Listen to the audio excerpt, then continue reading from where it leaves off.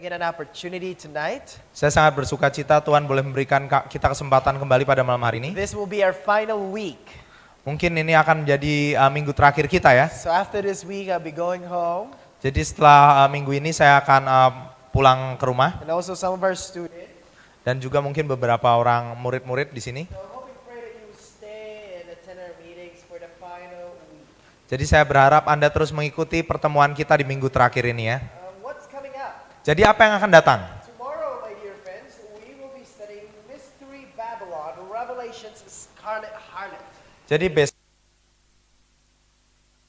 Babel pelacur berbaju kirmisi ya. And tomorrow, my dear friends, we will look at the Pope's red shoe. What does it mean? Dan besok kita akan melihat sepatu merah paus ya, apa artinya itu? In fact, this is what the historian said about his shoe.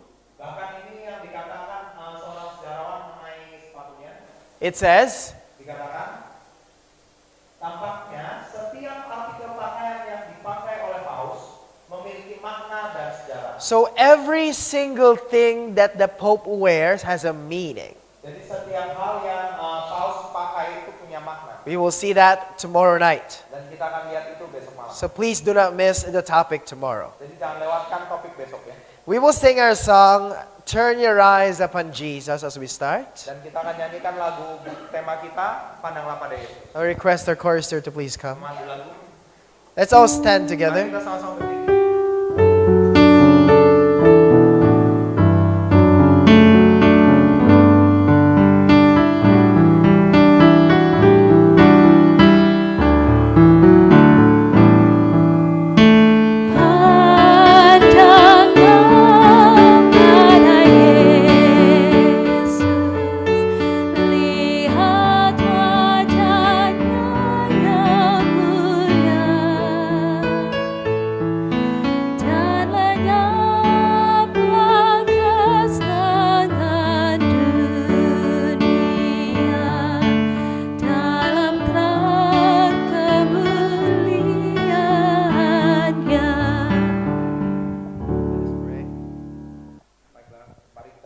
Father in heaven, Bapa di surga, we thank you, Lord, for this beautiful night, kami bersyukur atas malam yang indah ini, for this room that you have provided for us to study, untuk ruangan yang boleh Engkau sediakan untuk boleh belajar, and for the people who are coming, Father, and who came. dan untuk orang-orang yang boleh datang. And Father, may you bless us this very time.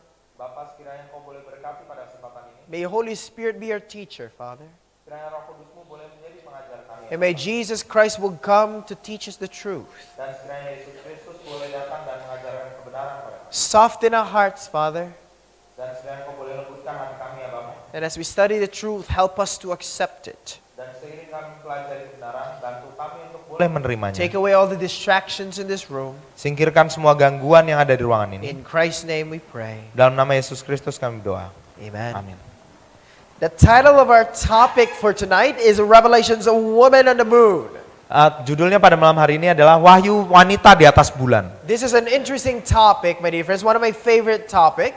Ini adalah salah satu topik kesukaan saya. For those who are new tonight, this must be a shocker to you. Jadi mungkin bagi Anda yang baru malam hari ini, mungkin ini akan menjadi topik yang mengejutkan. It will be a shocker because you are not here from the beginning. Karena mungkin Anda tidak mendengar dari awal mula ya. So if only you're here from the beginning, you probably will understand the topic.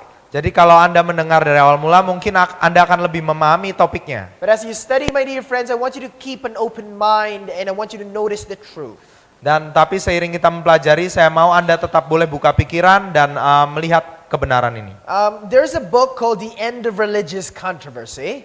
Jadi ada sebuah buku yang judulnya adalah Akhir dari Pertikaian Agama, That provides us a beautiful introduction for tonight's topic. yang menyediakan bagi kita sebuah perkenalan yang menarik untuk topik malam hari ini. It says, there is but one inquiry to be made, namely, which is the true church. By solving this question, you will at once solve every question of a religious controversy that has ever been or that ever can be agitated. Dikatakan sama dia, ada satu penyelidikan yang harus dilakukan, yaitu manakah gereja yang benar? Dengan menyelesaikan satu pertanyaan ini, Anda dengan satu kali akan memberikan jalan keluar untuk semua pertanyaan tentang kontroversi keagamaan yang pernah terjadi dan yang paling menggoncangkan. So this book says, my dear friends, that if you want to end all this religious controversy, you needed to know who the true church is. Jadi buku ini mengatakan kalau kamu ingin mengakhiri semua kontroversi mengenai agama, kamu harus tahu mana gereja yang benar. That is the question that we are going to answer tonight. Dan inilah pertanyaan yang akan kita coba jawab malam hari ini. Which is the true church? Manakah gereja yang benar? Did you know, my dear friends, in the world right now, there are at least 40,000 registered religion. Apakah Anda tahu di dunia ini saat ini ada sekitar 40.000 agama yang terdaftar? There's a lot of religion, my friends. Itu agama yang banyak sekali artinya. And I tell you the truth, of all those religion, and if you come to them, you ask them, who is the true church? Dan kalau Anda datangi pada mereka dan Anda bertanya siapa gereja yang benar? You know what they will say? Apakah Anda tahu jawaban dari mereka? All of them will say, we are the true church. Dan semua dari mereka menjawab, kita semua gereja yang benar. But I want to ask you a question tonight. Tapi saya ingin bertanya sebuah pertanyaan pada malam hari ini. Of the 40,000 religion, how many can be right? Jadi dari 40.000 gereja, berapa banyak gereja yang benar? How many do you think is right? Berapa banyak menurut Anda yang benar? Well, let's look at what the Bible said. Jadi mari kita lihat apa yang Alkitab katakan. Ephesians 4:4-5. Efesus 4 ayat 4 sampai 5. It says, there is one body and one spirit, even as ye are called into one hope of your calling, one Lord, one faith, one baptism. Dikatakan satu tubuh dan satu roh, sebagaimana kamu telah dipanggil kepada satu pengharapan yang terkandung dalam panggilanmu, satu Tuhan, satu iman, satu baptisan. So it says that only one body, and by the way, if you want a reference on that, Colossians 1:18, the body is God's church. Dan ngomong kalau Anda mau referensi untuk hal itu, mengenai tubuh ini, dari Kolose 1 ayat 18, Anda akan dapati tubuh itu adalah gereja Kristus. So how many church? Jadi hanya ada berapa? How many church Berapa does gereja? Jesus have in this world? Berapa gereja yang Yesus miliki seharusnya di muka bumi ini? The Bible said only one true church. Jadi hanya ada satu gereja Yesus yang sejati. In fact, it's sad to say, my dear friends, that most people simply inherit their religion. Dan bahkan menyedihkan untuk mengatakan demikian, karena banyakkan orang hanya mewarisi agama dari orang tua mereka I've mungkin. met a lot of people, my dear friends, who became a Christian or any other religion because their parents are doing so. Jadi saya bertemu banyak orang Kristen atau agama lain yang beragama demikian karena mereka, orang tua mereka beragama itu juga. Because mom and dad is doing it, maybe it's right. Karena ayah ibu mereka juga beragama itu, maka mereka pikir itu benar. Suppose I'm a Buddhist. Jadi katakanlah saya seorang Buddha. Buddhist by birth. Buddha dari lahir. And I realized that the Bible is telling me, my dear friends, that I should become a Christian.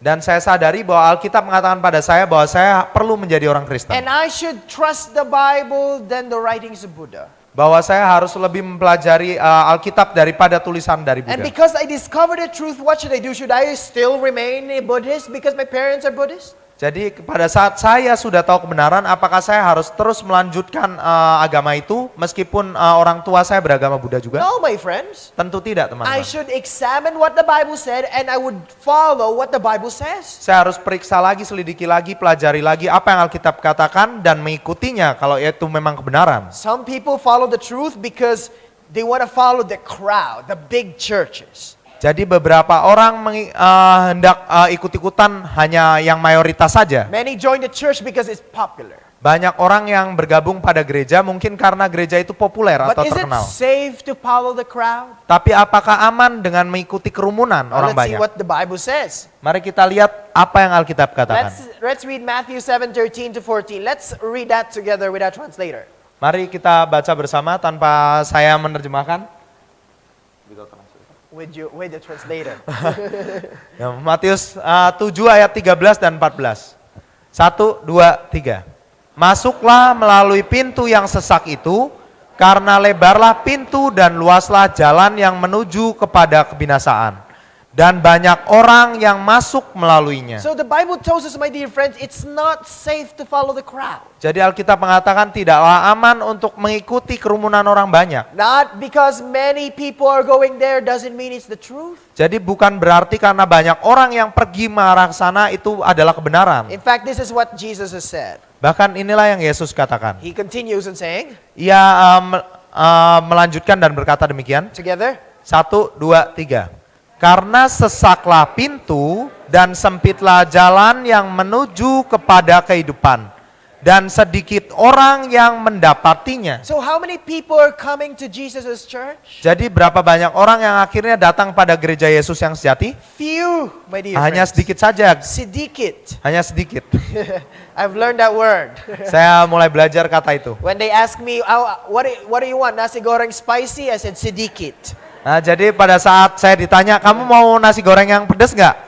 Sedikit aja kan pedasnya. So the Bible tells us, my dear friends, that few people are finding the truth. Jadi banyak, hanya sedikit orang yang mau ikut kebenaran. You know why? Kenapa demikian? Because when you follow the truth, you should take up the cross. Karena pada saat Anda hendak mengikut kebenaran, Anda harus pikul salib Anda. You remember last time a sermon is Saturday? Oh, taking up your cross when you follow Jesus. Anda ingat khotbah saya di Sabtu kemarin bahwa memikul salib untuk mengikut Yesus? We study we can't wear earrings now, we can't wear this. Kita pelajari bahwa kita nggak bisa memakai anting-anting dan hal-hal lainnya. Oh, we can't do this, we can't do that, it's so hard. That's why it's few.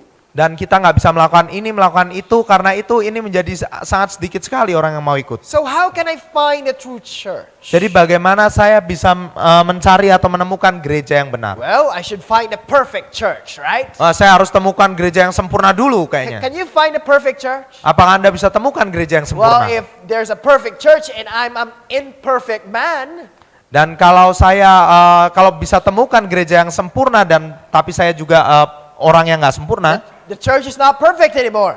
gereja ini maka jadi nggak sempurna lagi. Because the churches are filled with people that are not perfect. Karena gereja-gereja itu dipenuhi orang-orang yang tidak sempurna juga. You cannot find a perfect church, my friends. Kita nggak akan pernah dapati gereja yang sempurna. But you can find a church that follows the truth. Tetapi yang bisa kita dapatkan adalah gereja yang mengikuti jalan kebenaran. A church that follows the right doctrine. Sebuah gereja yang mengikuti ajaran yang benar. How do I find the true church? Jadi bagaimana saya bisa mencari gereja yang benar? Should I look at the people? Apakah saya harus perhatikan kemana kerumunan orang-orang? Should I look at my pastor? Apakah saya harus perhatikan pandang perhatian pendeta saya? Should I look at my parents? Ataukah orang tua saya? What should we do? Apa yang harus saya We lakukan? should look at what the Bible says, my dear friends, about the true church. Yang harus kita lakukan adalah kita harus melihat kembali ajaran Alkitab mengenai gereja yang And I benar. challenge all the people here in this room, including myself. Dan saya tantang semua orang yang ada di ruangan ini, termasuk diri saya sendiri. Whatever religion do you have tonight, my friends, I want you to examine it. Is my church a believer, the truth found in the Jadi Word of God? apapun agama yang kita miliki malam hari ini, atau agama apapun Anda, mari kita sama-sama periksa apakah itu sesuai dengan ajaran Alkitab. That's the question. Dan itulah pertanyaannya. But question, does Christ have a true church on earth? Dan pertanyaannya adalah apakah Kristus punya gereja yang benar di dunia sekarang ini? What do you think? Bagaimana menurut Anda? People say, oh, God loves us all, we are equal, so probably there's no true church. Dan beberapa orang mengatakan Tuhan mengasihi kita semua, jadi kita semua sama, jadi mungkin nggak ada juga gereja yang benar. Let's read what the Bible said. Mari kita lihat apa yang Alkitab 1 katakan. Timothy 3:15. 1 Timotius 3 ayatnya yang ke-15. 1 Timotius 3 ayat 15. Jadi jika aku terlambat, sudahlah engkau tahu bagaimana orang harus hidup sebagai keluarga Allah, yakni jemaat dari Allah yang hidup, tiang penopang dan dasar So kebenaran. the Bible said that Jesus has a living church in this world. Jadi Alkitab mengatakan bahwa Yesus punya gereja atau jemaat yang hidup di dunia And ini. the Bible tells us that He is the pillar. That church is the pillar of truth. Dan seharusnya gereja itu menjadi tiang penopang dan dasar The kebenaran. Bible tells us, my dear friends, that the church of Jesus, the true church, is to be the defender of the truth.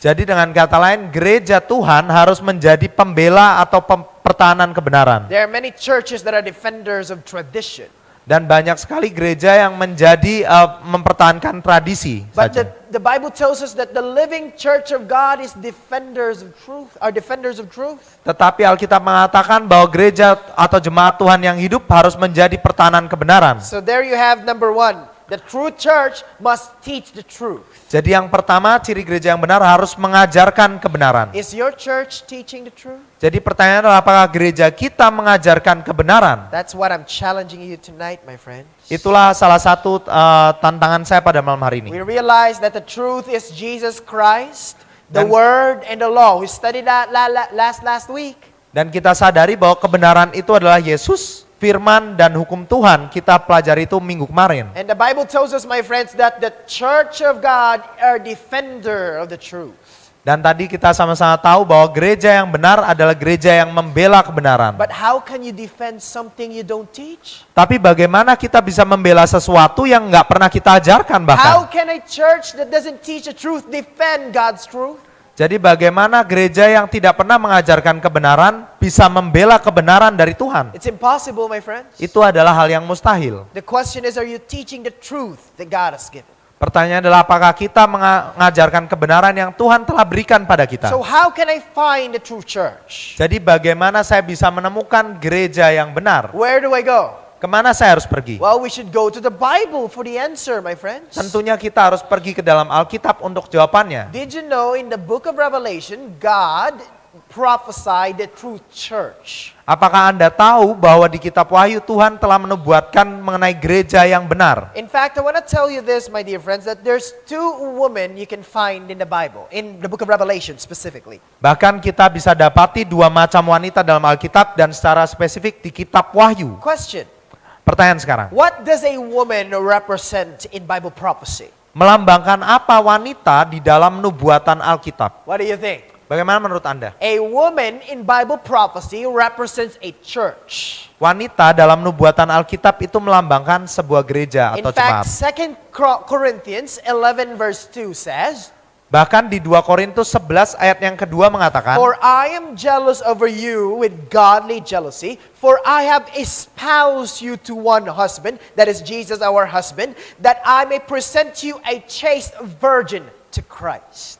dikatakan 2 Korintus 11 ayat 2, sebab aku cemburu kepada kamu dengan cemburu ilahi, karena aku telah mempertunangkan kamu kepada satu laki-laki, untuk membawa kamu sebagai perawan suci kepada Kristus. That chaste virgin, my dear friends, is God's church. The husband is Jesus Christ. Jadi perawan suci ini adalah gereja Kristus dan suaminya atau mempelai prianya adalah Kristus sendiri. So woman in the Bible represents what? Jadi wanita dalam Alkitab sebenarnya melambangkan apa? It represents the church. Itu adalah melambangkan gereja atau jemaat. In fact, what you're seeing in the board are two churches. The white pure church and this scarlet harlot. This is the impure church. Bahkan yang kita dapati di layar sini ada dua macam gereja, yaitu gereja yang murni dan gereja yang murtad atau gereja yang tidak murni lagi ya. These are the two churches that we are going to study from tonight and tomorrow. My dear Inilah friends. gereja yang akan kita pelajari dari hari ini dan besok malam. This apostate church is called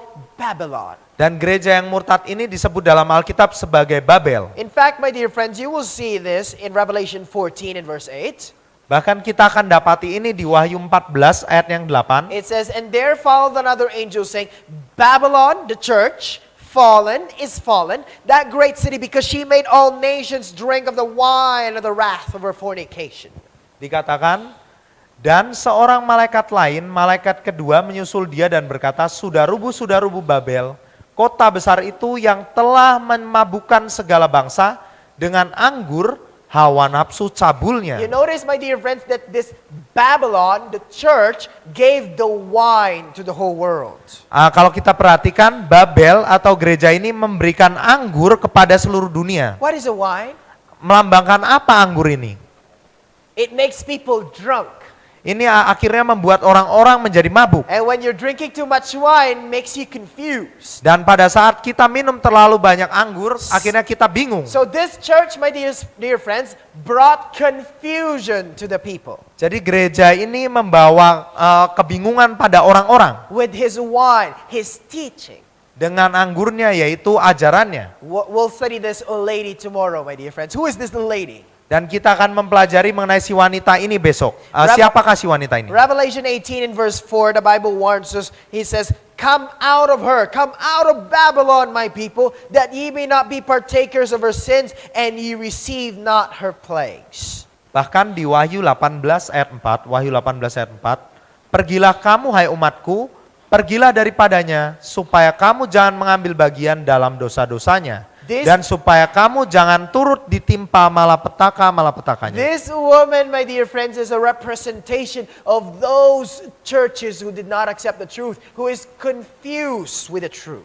Jadi wanita ini adalah lambang gereja yang salah, yang tidak menerima kebenaran dan bingung akan ajaran kebenaran. Some people ask me, "Well, Brother Jasper, my church is not teaching the truth." Banyak orang berkata pada saya, "Oh, Saudara Jasper, gereja saya nggak mengajarkan kebenaran. What should I do? Should I stay in my church? Apa yang harus saya lakukan? Apakah saya perlu terus tinggal di gereja saya?" Well, I tell them, well, there's another woman. Saya katakan pada mereka ada wanita yang lain. You can go to that woman. Dan kita bisa pergi ke wanita And itu. tonight we will going to study this woman in the book of Revelation, my friends. Dan malam hari ini kita akan mempelajari si wanita ini di kitab Wahyu. Revelation chapter 12, and let us look at verse 1. Who is this woman in the moon? Wahyu 12, mari kita lihat siapakah wanita di atas bulan ini. It says, "And there appeared a great wonder in heaven, a woman clothed with the sun and the moon under her feet, and upon her head a crown of 12 stars." Dikatakan, maka tampaklah suatu tanda besar di langit, seorang perempuan berselubungkan matahari dengan bulan di bawah kakinya, dan sebuah mahkota dari 12 bintang di atas kepalanya. So this woman, the church, Jadi si wanita ini yaitu gereja, is covered by the sun. dia berselubungkan matahari. What is the sun giving? Kenapa di sini diungkapkan mengenai matahari? It's giving light. Ini memberikan terang matahari itu And dengan the kata Bible lain. tells us thy word is the what, everyone? Dan dikatakan firmanmu adalah apa? Di dalam Alkitab The light unto my feet. adalah pelita bagi So kakiku. this woman is illuminated with the word of God, my friends. Jadi wanita ini diterangi oleh cahaya terang firman Tuhan. And the Bible said she has 12 stars in her head. Dan Alkitab mengatakan dia memakai sebuah mahkota dengan 12 bintang di atas Who kepalanya. is this 12 stars? Siapakah ke-12 bintang ini? Well, no wonder, my friends, this is what is talking about. This is talking about the 12 disciples. Dan tentunya tidak mengherankan lagi ini berbicara mengenai ke-12 rasul, The apostles of God. murid-murid Tuhan. The 12 tribes of Israel, it may be. 12 suku Israel mungkin. So therefore, my friends, Maka dari itu teman-teman, because this is a representative of the pure church of Jesus, karena ini sebetulnya adalah lambang dari gereja yang benar dari Yesus all we Kristus. need to do is to trace back from the apostles what that church is going through until our days, 2014. Jadi yang kita perlu lakukan adalah kita jejaki gereja ini dari zaman para rasul sampai hari ini, yaitu di tahun 2014. So that we may know what the true church is, because this is a representative of the true church. Sehingga kita bisa tahu mana gereja yang benar karena ini adalah lambang dari gereja yang benar. So in order for us to know what the true church is, we must know this church from Jadi, the apostles. Agar kita bisa tahu mana gereja yang benar, kita harus jejaki gereja ini dari zaman para rasul. And we need to follow what the apostles has been doing and ask ourselves, are we doing what the Bible and the apostles and the disciples of Jesus is doing? Jadi yang perlu kita lakukan adalah kita tanyakan apa yang para rasul atau para murid lakukan dan apakah kita mengikutinya saat ini. Because the disciples were representative of the true church. Karena para murid ini adalah lambang dari gereja yang benar, perwakilan gereja yang benar. Well, let us see what happened. Mari kita lihat apa yang terjadi. It says, and she, being the child, with the child, carried travailing in birth and pain to be delivered. Dikatakan Wahyu 12 ayat 2 sampai 5, ia sedang mengandung dan dalam keluhan dan penderitaannya hendak melahirkan, ia berteriak So the kesakitan. Bible tells us that this woman is not just standing in the moon, she is also pregnant and she is in pain. Jadi Alkitab mengatakan wanita yang berdiri di atas bulan ini bukan sekedar diam saja tetapi ia juga sedang hamil. And the Bible tells us, and there appeared another wonder in heaven, and behold, a great fiery red dragon, having 7 heads and 10 horns and 7 crowns upon his head. Dikatakan, maka tampaklah suatu tanda yang lain di langit, dan lihatlah seekor naga merah padam yang besar, berkepala 7 dan bertanduk 10, dan di atas kepalanya ada 7 What mahkota. did the Bible say? Apa yang dikatakan oleh There Alkitab? was a dragon. This woman is staying in the moon. She was pregnant, and there was this dragon who wants to devour the woman.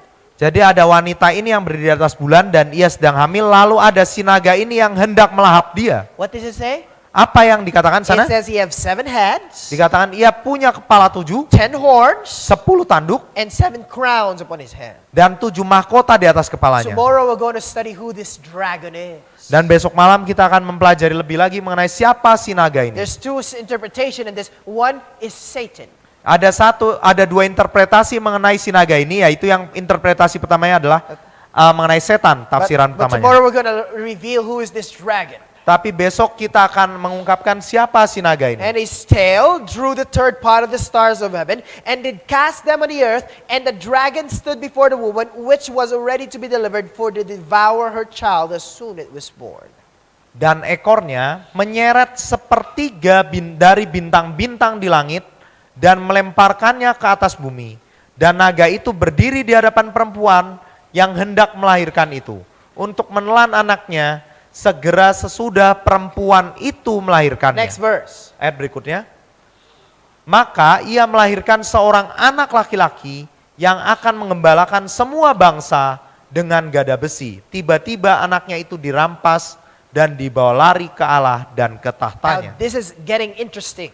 Jadi ini mulai menjadi menarik. So the woman is pregnant. Jadi wanita tadi hamil, The dragon wants to devour her. lalu si naga itu hendak menyerangnya, She gave birth of the male child lalu ia melahirkan seorang anak laki-laki that will rule all nations. yang akan memimpin seluruh bangsa. Who is this male child? Siapa anak laki-laki ini? Well, this is Jesus Christ. Dan tentunya ini adalah Yesus Kristus. But who is this dragon, my friend? Tapi siapakah naga yang hendak melahapnya ini? Well, this is Satan. Dan tentunya ini adalah setan. Satan wants to kill Jesus. Setan yang hendak membunuh Yesus. But who did Satan use as his agency to kill Jesus? Tetapi siapa yang setan pakai sebagai agennya untuk membunuh Yesus? Christians? Who? Siapa? That is the same beast in Daniel chapter 7. Itu adalah binatang yang sama dengan yang ada di Daniel 7 That kemarin, is the kingdom of Rome. yaitu kekaisaran Romawi. Right? Iya kan? Did you remember that? Apakah Anda masih ingat itu? Who wants to kill Jesus? Who did Satan use to kill Jesus? Siapa yang setan pakai untuk membunuh Yesus? It's the kingdom of Rome. Itu adalah kekaisaran Romawi. In fact, this is the kingdom, my dear friends, that Satan is using. Bahkan inilah kerajaan yang setan pakai. This is the story of Jesus Christ, my dear friends, in his church. Satan, through the kingdom of Rome, wants to destroy Jesus. Dan inilah kisahnya, yaitu setan lewat kerajaan Romawi hendak membinasakan Yesus. Did you remember, my friends, when Jesus was born in Bethlehem? Apakah Anda masih ingat ketika Yesus dilahirkan di Bethlehem? Right? Before that, there was a decree to kill all the babies. Bahkan sebelum itu ada sebuah perintah untuk membunuh semua bayi-bayi yang ada. But he was saved, right? Dan tapi akhirnya dia selamat. Because Joseph went to Egypt, Karena akhirnya Yusuf mengungsi ke Mesir. so he wasn't able to be killed. Jadi akhirnya Yesus tidak bisa dibunuh. But Jesus there, my dear friends, he grew up to become a messenger, to become a prophet and a healer of the nation. Dan Yesus di sana bertumbuh untuk menjadi seorang utusan Tuhan, seorang nabi, dan seorang penyembuh bagi bangsanya. Question. Lalu pertanyaannya, Who did Satan use to kill Jesus? siapa yang setan pakai untuk membunuh Yesus? Jesus was judged by a Roman governor. Dan Yesus akhirnya dihakimi oleh seorang gubernur dari Kaisaran Romawi. He was tortured by Roman soldiers. Dan ia disiksa oleh pasukan Kaisaran Romawi. He was crucified by Roman soldiers. Dan ia disalibkan juga oleh pasukan And Romawi. the same Roman soldiers guarded his tomb. Dan pasukan Romawi yang sama yang menjaga makamnya. This was Satan. This is the kingdom that Satan is using before to destroy Jesus. Inilah kerajaan yang setan pakai sebelumnya untuk menghancurkan Yesus. But the Bible said, Revelation 12 and verse 5, but the child was caught up unto God and to his throne. Tetapi Alkitab mengatakan di Wahyu 12 ayat 5 bahwa anak laki-lakinya itu dibawa lari kepada Allah dan ke tahtanya. Is that what happened to Jesus? Bukankah itu juga yang terjadi pada Yesus? Is that what happened to Jesus? Bukankah itu yang terjadi pada Yesus? Yes. Iya kan? He was caught up. He was killed, but he got resurrected, but he went up to heaven. He got caught up. Ia dibunuh lalu ia bangkit kembali dan akhirnya naik ke surga. Now notice this, my friends. Jadi perhatikan ini teman-teman. Since Satan cannot attack Jesus now because he's in heaven, where is his target going into? Jadi karena setan tidak bisa lagi menyerang Yesus karena ia sudah naik ke surga, kemanakah sasarannya dialihkan? Where? Kemana? It's going to the church. Ia akan menganiaya gerejanya. Why? Kenapa demikian? Because Jesus is the head Karena Yesus adalah kepalanya and his church is his what? dan jemaatnya adalah siapanya? His body. Adalah tubuh Kristus. So if he cannot reach the head because the head went to heaven already, now Dan- he's going to the church. Jadi kalau dia tidak bisa menyakiti si kepala, akhirnya ia menyakiti tubuhnya yaitu gereja. In fact, let us look at this. Bahkan mari kita lihat ini. Sama-sama everyone. Sama-sama 1, 2, 3 Wahyu 12 ayat 13. Dan ketika naga itu sadar bahwa ia telah dilemparkan di atas bumi, ia memburu perempuan yang melahirkan anak laki-laki itu.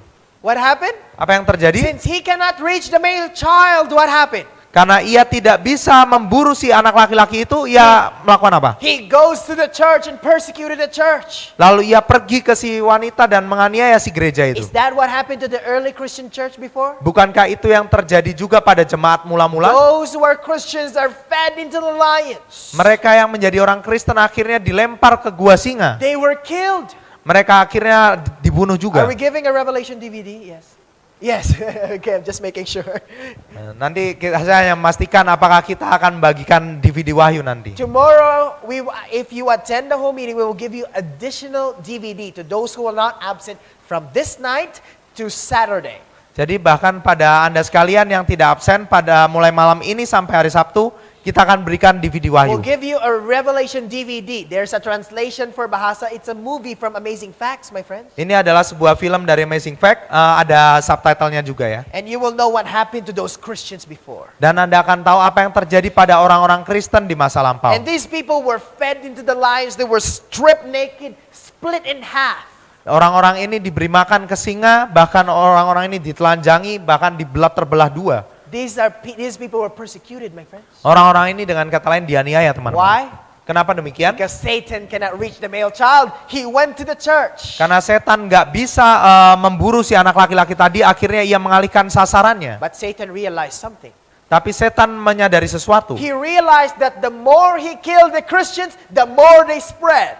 Dia menyadari bahwa semakin ia membunuh orang-orang Kristen, semakin meluas kekristenan tersebar. Their bloods became seeds to the church. Akhirnya darah orang-orang Kristen ini menjadi benih-benih bagi pertumbuhan And kekristenan. Satan said, if we can't kill them all, let's join them. Dan setan mengatakan, kalau kita nggak bisa bunuh mereka, ayo kita gabung saja So sama mereka. instead of killing them because it's not working, Jadi daripada membunuh mereka karena itu tidak bekerja taktiknya itu. Sorry, it's my favorite topic. I get excited. Maaf, ini topik kesukaan saya, jadi saya terlalu semangat kadang. So instead of killing them, Satan said, let's corrupt them. Jadi daripada membunuh mereka, akhirnya setan berusaha merusakkan mereka. And you know there was a time that there was an emperor by the name of Constantine. Apakah Anda tahu ada sebuah masa pemerintahan yaitu Kaisar Konstantin akhirnya. What Satan has done is that he mixed traditional Christian religion with pagan tradition. Jadi yang ia coba lakukan adalah mencampurkan kekristenan ini dengan tradisi kekafiran. If you attend, my dear friends, you will see the history of Constantine in that DVD. Please attend so that you can have the DVD. Jadi kalau Anda tetap hadir, Anda akan dapati juga sejarah mengenai Konstantin di DVD tersebut. And I challenge also the church members. We will also give you if you attend. Dan saya juga tantang para anggota gereja, nanti saya akan beri juga kalau Anda hadir. Constantine was half pagan, half Christian. Jadi Kaisar Konstantin ini adalah setengah kafir, tapi setengah Kristen juga. So because he cannot destroy the church, he said, let's make the church corrupt. Jadi karena dia tidak bisa menghancurkan gereja, maka dia membuat gereja ini menjadi rusak akhirnya. Is that what happened? Bukankah itu yang terjadi? That's what happened, my dear friends. Dan itulah yang terjadi, teman-teman. And then what happened was after Constantine ruled, Dan yang terjadi adalah setelah Konstantin memerintah, he gave his power to the Pope. ia memberikan kekuasaannya kepada Paus. Right? Let's read that in La Bianca. This is from the professor history of the University of Rome. Ini dari sebuah profesor sejarawan di Universitas Roma. Let's read it together. Mari kita baca sama-sama. 1, 2, 3. Untuk menggantikan kaisar, datanglah pontif atau uskup di Roma. Ketika Konstantin meninggalkan Roma, dia menyerahkan tahtanya kepada pontif. So instead, Constantine as an emperor ruling, the Pope started to rule. Jadi daripada Konstantin yang memerintah, akhirnya Paus mulai memerintah. This is the time where tradition took over the truth from the Word of God. Inilah waktunya di mana akhirnya tradisi mulai masuk menggantikan kebenaran-kebenaran dari firman Tuhan. People starts to worship the Pope instead Jesus. Dan orang-orang mulai berbakti atau menyembah Paus daripada Yesus. And it started to, the truth from the Word started to go dim and dimmer and dimmer. Dan kebenaran dari firman Tuhan mulai meredup dan meredup. The Bible was taken out of the people. Alkitab akhirnya disingkirkan dari tangan orang-orang. And the tradition of the church becomes the basis of truth. Dan tradisi gereja menjadi dasar kebenaran. But it's not supposed to be like that, my friends. Tapi tidak seharusnya menjadi seperti itu, In fact, teman-teman. those people who are against the Pope, the Vatican Church, must be killed. Bahkan mereka yang akhirnya menentang Vatikan haruslah dibunuh pada They saat were itu. called heretics. Mereka disebut bidat. In fact, this is what Thomas Aquinas said. Bahkan inilah yang dikatakan Thomas Aquinas. He said, Dia mengatakan, mereka layak tidak hanya untuk dipisahkan dari gereja dengan dikucilkan, tetapi juga disingkirkan dari dunia dengan kematian. that's what they said. Itulah yang mereka If katakan. you don't believe the Pope, you're not just worthy to be excommunicated, kicked out of the church, but you must also be killed. Jadi kalau Anda memberontak, bukan hanya Anda ditendang keluar dari gereja, tetapi juga disingkirkan atau dibunuh. People were hiding, my dear friends, that time. Akhirnya orang-orang pergi bersembunyi pada saat itu. The Bible is so precious to them, my dear friends. Dan Alkitab menjadi begitu berharga bagi mereka, It teman-teman. is illegal for a person to have a Bible in this age. Adalah ilegal atau tidak sah menurut hukum pada saat mereka punya Alkitab di zaman This itu. time in the church, my friends, the Bible has a chain.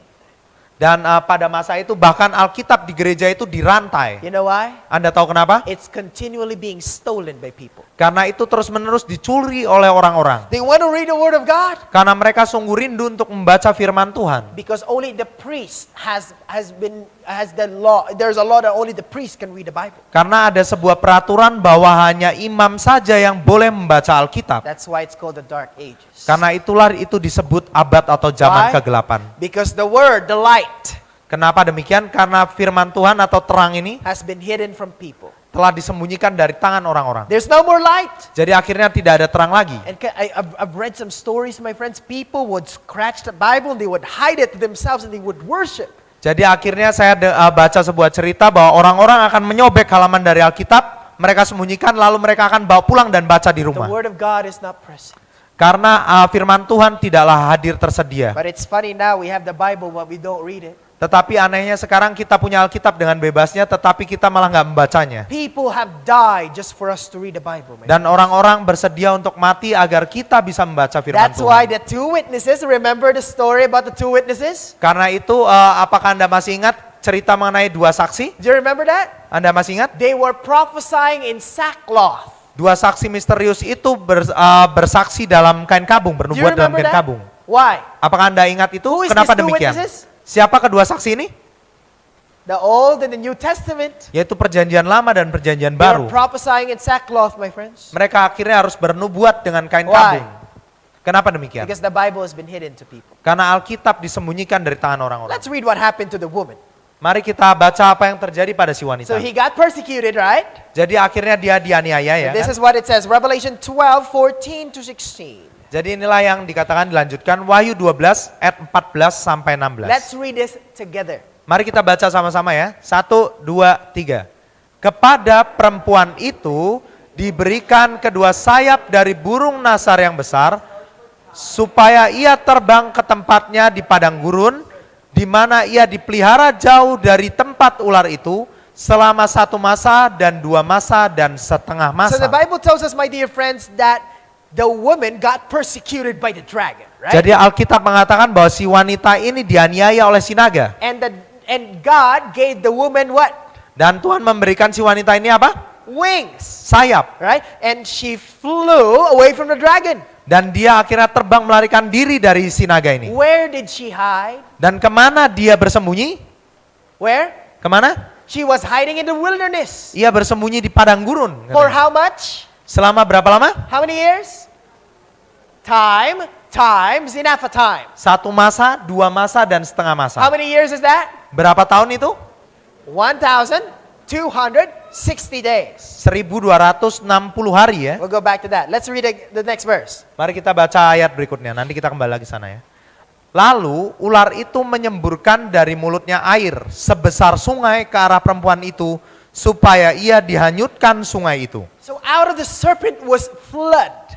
Jadi dari ular itu muncul air. And by the way, what does the water represent in the Bible? Omong-omong melambangkan apa air di dalam Alkitab? Nations, people, right? Yaitu bangsa-bangsa dan orang banyak So kan? when the Bible said flood came from the dragon, it means armies of people came to persecute the woman. Jadi pada saat Alkitab mengatakan air keluar dari mulut si ular itu artinya pasukan itu muncul mengejar si ini ya. Is that what happened to God's church? Bukankah itu yang terjadi pada gereja Tuhan? Armies of people persecuted them, Akhirnya pasukan itu mencoba menganiaya mereka. but something happened. Tetapi sesuatu terjadi lalu. And the earth helped the woman, and the earth opened her mouth and swallowed up the flood which the dragon cast out of his mouth. Tetapi bumi datang menolong perempuan itu, ia membuka mulutnya dan menelan sungai yang disemburkan naga itu dari mulutnya. Who helped the woman?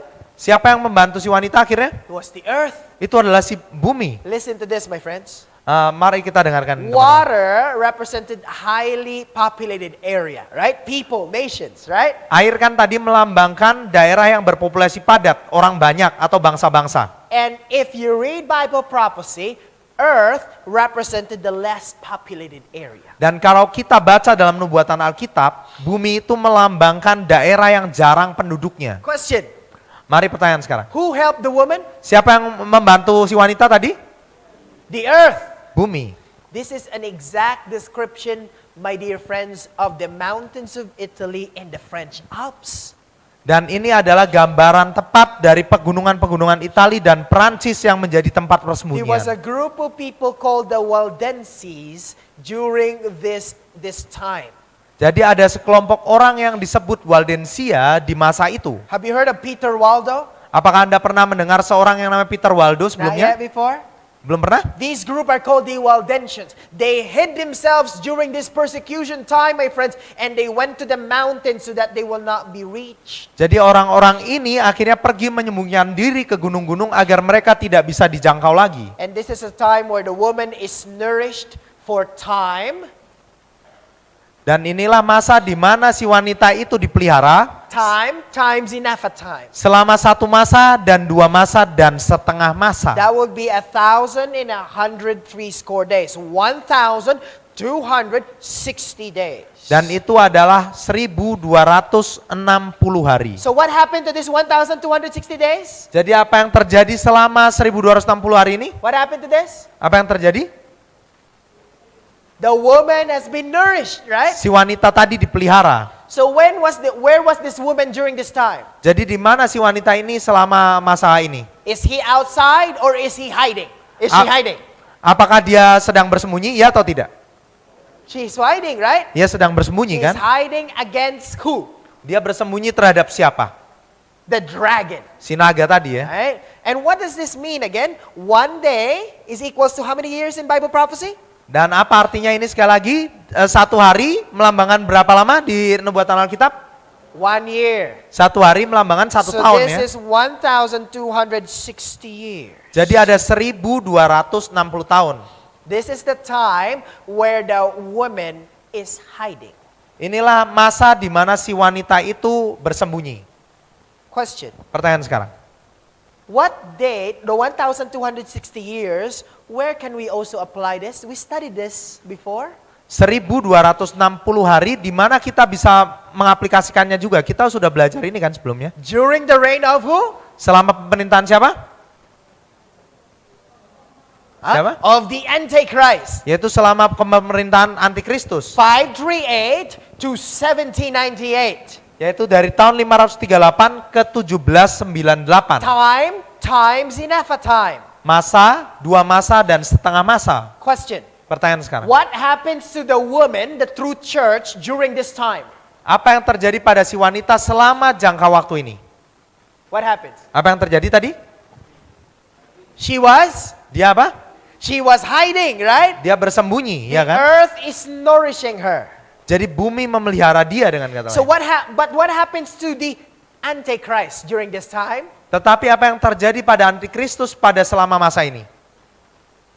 They were ruling. Mereka memerintah dengan kata lain. So the woman, the pure church of Revelation chapter 12, my friends, Jadi wanita gereja yang benar dari Wahyu 12 teman-teman, is not the true church. Jadi- Or the woman in Revelation chapter 12 is not representing Rome. Next slide. jadi wanita di Wahyu 12 itu bukan mewakili atau melambangkan Romawi ya. It's not the Roman Catholic Church then is not the true church. Jadi wanita ini bukan melambangkan gereja Katolik Roma, It's not the true church. bukan gereja yang benar. Why? Kenapa demikian? Because the woman, where is she? Karena si wanita itu harusnya berada di mana? She was hiding. Dia sedang bersembunyi. And the Roman Catholic Church is ruling at this time. Tetapi gereja Katolik Roma memerintah selama masa So itu during this malah. 1260 years, the woman is nourished. Jadi selama masa 1260 hari itu atau tahun itu wanita itu dipelihara. So the true church at this time, 1260 years, Jadi si wanita itu selama masa itu 1260 tahun is hiding. sedang bersembunyi. And the Church of Rome is not hiding at this time. Dan gereja Roma tidak bersembunyi pada masa itu. That tells us one religion is taken out. It's not the true church. Itu mengatakan pada kita satu agama akhirnya bisa disingkirkan, bukan gereja yang benar. Why? Kenapa demikian? Because the true church at this time is hiding. Karena gereja yang benar pada saat itu sedang bersembunyi. Let's look at the identifying marks of this true church, the woman. Mari kita lihat tanda-tanda pengenalnya dari si wanita ini, gereja yang benar. What was that, number one? Apa sekali lagi teman-teman? It teaches the truth. Yaitu mengajarkan kebenaran. And we saw the truth. Jesus is the truth, the Word of God is the truth, and the law is the truth. Dan kita melihat itu sama-sama, Yesus adalah kebenaran, firman Tuhan adalah kebenaran, dan hukum Tuhan adalah kebenaran. Number two, it will come up after 1798. Dan ia akan muncul sesudah 1798. Why after 1798? Kenapa sesudah 1798? Why? Kenapa demikian? Because it was hiding. Karena Right? ia bersembunyi sebelumnya. So Kan? it will go out after 1798. Jadi ia akan muncul sesudah In 1798. fact, let us look at some characteristic of this true church, the woman. Bahkan mari kita lihat beberapa karakteristik dari si wanita ini. Revelation 12 and verse 17. Wahyu 12 ayat yang ke-17. Let's read together. Mari kita baca sama-sama, ini terjemahan langsung versi King James ya. Maka marahlah naga itu kepada perempuan itu, lalu pergi memerangi keturunannya yang sisa, yang menuruti hukum-hukum Allah dan memiliki kesaksian Yesus. So number one, the third identification mark of this true church, Jadi tanda pengenal yang ketiga dari gereja yang benar ini the adalah, Bible said that this will be a remnant church. jadi ini adalah gereja umat sisa. The dragon was wroth with the woman Jadi si naga ini marah sama si wanita, and came against the remnant of her seed. lalu pergi memerangi keturunannya yang So sisa. this true church is a remnant. Jadi gereja yang benar ini adalah cuma sisa-sisa. What is a remnant? Apa itu sisa? What is a remnant? Apa itu sisa? Some of you here loves making clothes. Mungkin beberapa dari Anda suka membuat baju. When you make clothes, there's sometimes a remnant, right? Jadi pada saat Anda membuat baju kadang ada sisa kain kan? Or they remain. Atau kain yang tersisa. A remnant, my friends, means that which remains and is like the original. Jadi kata sisa itu atau remnant itu artinya adalah umat yang masih bertahan dan seperti yang asli. So even though you have taken the whole cloth to be clothes, there's still a remnant. Jadi meskipun Anda sudah buat kainnya itu menjadi baju, maka Anda masih dapati sisa kain itu dengan corak atau yang sama. Same texture as the original, Sama teksturnya seperti yang telah dibuat pakaian, same color, sama warnanya, the same design, desain atau rancangan yang sama, because it's like the original. karena sama seperti yang aslinya. So number 3 identification mark of the true church is like the original church. Jadi yang ketiga tanda pengenal gereja yang benar adalah seperti yang asli. Did you understand that? Apa bisa tangkap sejauh ini? Like the original, my friends, the Bible tells us, like the apostles, the original church of God, Jadi seperti para murid gereja Tuhan yang mula-mula, Jesus promised his apostles that he will come again. Yesus berjanji pada para muridnya bahwa ia akan datang kembali. And his apostles, my dear friends, in fact, this is what Titus 2 verse 13 says. His apostle says, looking for the blessed hope in the glorious appearing of Jesus Christ. Dia mengatakan menantikan pengenapan pengharapan kita yang penuh bahagia dan kemunculan kemuliaan Yesus Kristus. So like the original, my dear friends, the people before, like the original, they were waiting for Jesus Christ. Jadi seperti yang dahulu harusnya umat yang sisa ini menantikan kedatangan Yesus They were Kristus. waiting for the advent appearing of Jesus. Mereka mengharapkan advent atau kedatangan kembali Yesus. So a true church, like the original, must be an Adventist. Jadi sebuah gereja yang menganut kedatangan Yesus kedua kali ajaran ini. Did the apostles before waited for the advent of Jesus? Bukankah para rasul sebelumnya menunggu juga kehadiran atau kedatangan Yesus kedua Well, kali? that's really not a problem because everyone is an Adventist. Mungkin ini bukan masalah karena setiap orang seakan menunggu kedatangan Yesus kedua kali. Right? Every one of us is waiting for Jesus is coming, so we are called Adventists. Iya kan, semua dari kita kan menunggu Yesus kedua kali, jadi kita semua adalah orang Advent benar. Now the second, what about baptism? Do you think the real church, the original church practiced the baptism? Jadi yang kedua adalah baptisan. Bagaimana menurut Anda, apakah gereja yang benar mempraktekkan baptisan yang benar juga? We studied about baptism last time. Dan kita pelajari mengenai baptisan terakhir kali kemarin. Baptism is not sprinkling, right? Bahwa baptisan yang benar itu bukan dipercik. It is what? Itu dengan cara apa? It is through immersion. Ini dengan ditenggelamkan ya. So the original church or the true church must be like the original, what?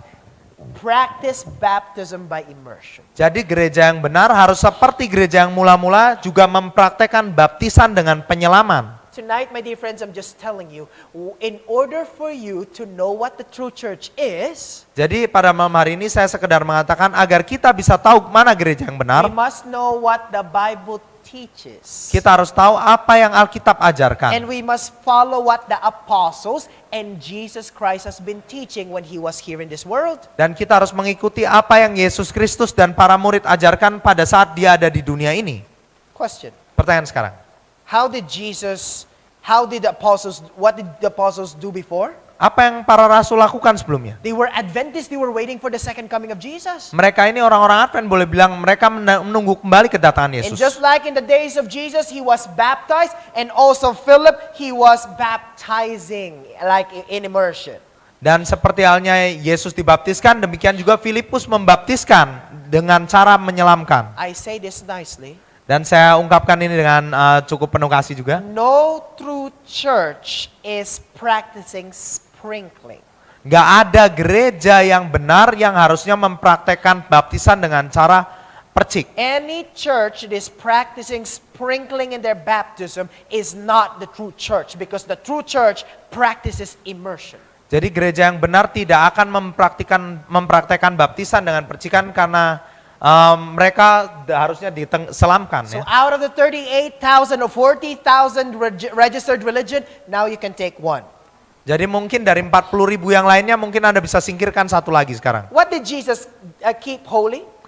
Apa yang Yesus pelihara kekudusannya? Because we are tracing the original. Karena kita sedang menjejaki apa yang asli atau yang awal mula lakukan. So what is the original day of rest before? Jadi apa hari peristirahatan yang mula-mula sebelumnya? Well, we know, my friends, that Jesus kept the Sabbath.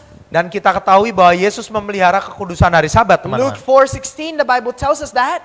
Dan di Lukas 4 ayat 16 Alkitab mengatakan hal itu. And he orders his disciples, my dear friends, to keep the Sabbath after the cross. Dan ia bahkan juga memerintahkan para muridnya untuk memelihara kekudusan Sabat setelah kayu salib. Matthew 24 and verse 20. Matius 24 ayat 20 mungkin In boleh fact, catat. what about the apostles? Did they obey the Sabbath? Bagaimana dengan para rasul sendiri? Apakah mereka memelihara hari Sabat juga? Well, there's a lot of Sabbath, my dear friends, in the Bible. Dan banyak sekali hari Sabat dicatatkan dalam Alkitab, So teman-teman. just like the original, they were obeying the Sabbath. No Sunday there.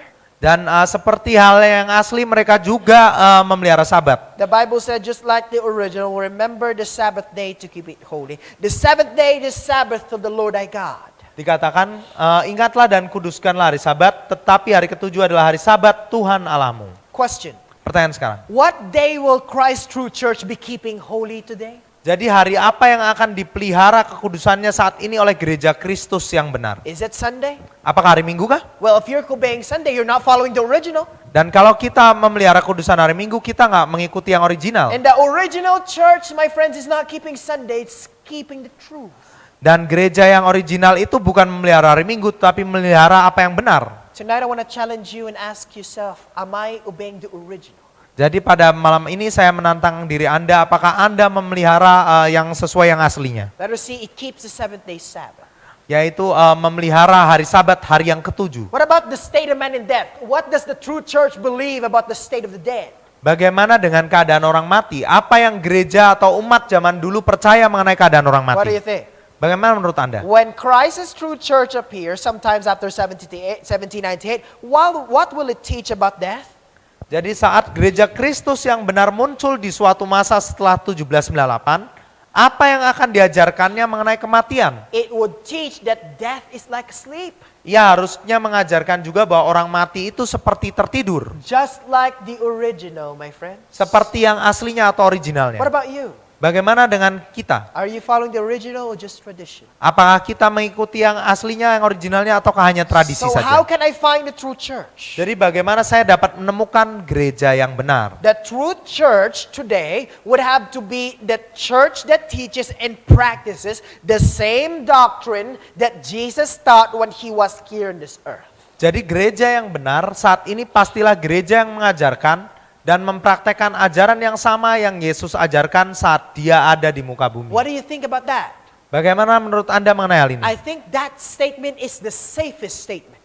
Saya rasa ini adalah The safest statement.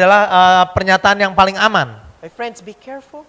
Jadi teman-teman, kita harus waspada. What are we obeying? Apa yang kita patuhi? Are we obeying tradition or what the Bible teaches? Apakah kita menuruti tradisi atau apa yang diajarkan oleh In Alkitab? fact, this is what the Bible said. The woman was persecuted by the dragon. He was angry, and those remnant are keeping the commandments of God. Bahkan dikatakan, maka marahlah naga itu kepada perempuan itu. Jadi dia marah, lalu pergi memerangi keturunannya yang sisa, yang menuruti hukum-hukum Allah. That tells us, my friends, that God's true church, the remnant, will keep His commandments. Ini mengatakan pada kita bahwa gereja umat yang benar, yaitu akan menuruti hukum Tuhan. Almost all the church are telling you, my dear friends, that you ought to keep only 9. Hampir semua gereja akan mengatakan Anda cuma perlu memelihara 9 hukum Tuhan. But how many commandments are there in the 10 commandments? Tapi ada berapa perintah dalam 10 perintah? 10. Sesuai namanya ya, And 10 perintah ya. James 2 and verse 10 said, if you break one, you break all. Dan Yakobus 2 ayat 10 mengatakan, sebab barang siapa menuruti seluruh hukum itu tetapi mengabaikan satu bagian daripadanya, ia bersalah terhadap seluruhnya. Ministers in churches today, most of them are preaching, you can obey all the 9, but except the 4th one. Dan banyak orang pendeta-pendeta ngomong bahwa kalian boleh saja patuhi semuanya, tetapi kecuali yang keempat itu perintah keempat. I say this nicely, Dan saya katakan ini dengan penuh kasih. but no Sunday keeping church can be God's true church. Gak mungkin gereja yang memelihara hari Minggu adalah gereja Tuhan yang benar. That might hurt a little bit, Mungkin itu menyinggung Anda sedikit. but I'm telling you the truth. Tapi saya mau mengatakan kebenaran. No Sunday keeping church must be God's true church. Gak mungkin gereja yang memelihara hari Minggu adalah gereja Tuhan yang benar. Why? Kenapa demikian? Because God's true church is a remnant that follows the original and keeps the commandments of God. Karena gereja Tuhan yang benar adalah yang seperti aslinya dan mengikut perintah Tuhan. So don't you ever tell me that the commandment is no more, because the basis of God's true church is the commandments. Jadi jangan pernah mengatakan bahwa perintah Tuhan tidak ada lagi, karena dasar gereja yang benar adalah memelihara atau menuruti perintah The Tuhan. Bible said, if you love me, you keep my commandments. Dan Alkitab mengatakan, kalau engkau mengasihiku, engkau akan menuruti segala perintahku. Question, Pertanyaan sekarang, will a bride obey her husband? akankah seorang mempelai wanita menuruti suaminya? Yes or no? Ya atau tidak? Is the church Jesus' bride? Bukankah gereja Tuhan adalah mempelai Kristus? Will the church love his husband so much that he will obey his husband, her husband? Akankah gereja Tuhan begitu mengasihi Kristus sehingga ia menurutinya? The next one. Pertanyaan yang berikutnya. It will not just keep the commandments of God, but also the testimony of Jesus. Dan bukan hanya menuruti hukum-hukum Allah saja, tetapi memiliki kesaksian Yesus. What's this testimony of Jesus? Apa itu kesaksian Yesus? Well, let's answer that in Revelation 19 and verse 10. Mari kita jawab itu dari Wahyu 19 ayat 10. Sama-sama. Sama-sama 1, 2, 3. Maka tersungkurlah aku di depan kakinya untuk menyembah dia. Tetapi ia berkata kepadaku, janganlah berbuat demikian. Aku adalah hamba sama dengan engkau dan saudara-saudaramu yang memiliki kesaksian Yesus. Sembahlah Allah karena kesaksian Yesus adalah roh nubuat. So question, Jadi pertanyaannya sekarang, what is this testimony of Jesus? apa ini kesaksian Yesus ini? Revelation 19:10 says it is the spirit of prophecy. Dan Wahyu 19 ayat 10 mengatakannya ini adalah roh nubuat. Did you understand? Apakah Anda bisa We'll tangkap? study the spirit of prophecy soon in this lecture. Dan kita akan mempelajari roh nubuat nanti di pelajaran kita ke depan. But segera. number 5, the Bible tells us, my dear friends, that it must keep the spirit of prophecy. Tapi yang kelima ini harus memiliki roh nubuat dikatakan. And many people are not studying prophecy anymore. Dan banyak orang bahkan nggak mempelajari nubuatan lagi. Many churches are not studying prophecy. Banyak gereja tidak mempelajari nubuatan You know malah. why some ministers are not preaching prophecy? Anda tahu kenapa beberapa pendeta tidak mengabarkan mengenai nubuatan? You know why? Anda tahu kenapa? Because they'll find this true church. Karena mereka akan menemukan gereja yang benar sebenarnya. That's why they're keeping it away from us. Karena itu mereka menyingkirkannya dari kita. Lastly, Dan yang terakhir, the Bible tells us Matthew 28:19 and 20. Let's look at that. dikatakan Matius 28 ayat 19 dan 20. Karena itu pergilah, jadikanlah semua bangsa muridku, dan baptislah mereka dalam nama Bapa dan Anak dan Roh Kudus, dan ajarlah mereka melakukan atau menurut segala sesuatu yang telah kuperintahkan kepadamu. The next one, my dear friends, Jesus told his disciples, go teach all nations. Dikatakan jadikanlah semua bangsa muridku. So this will be a worldwide church. Jadi dengan kata lain ini adalah gereja yang So the mendunia. true harusnya. church is not just in Indonesia, it's not just in the Philippines, it will be a worldwide church. Jadi gereja yang benar bukan hanya gereja lokal yang ada di Indonesia atau Filipina saja, tetapi adalah sebuah pergerakan atau gereja yang mendunia. But question, Pertanyaan sekarang, what gospel message will Christ's church carry to all the world? Injil apa yang akan dibawakan gereja Kristus yang benar ke seluruh dunia? It's found in Revelation 14:6 to 10. Dan ini sebenarnya ditemukan di Wahyu 14 ayat 6 sampai 10. Let's read this three angels' messages, my dear friends, that we studied before. Let's just read it together. Mari kita baca pekabaran 3 malaikat yang sudah kita baca sebelumnya. Mari kita baca sama-sama, 1, 2, 3.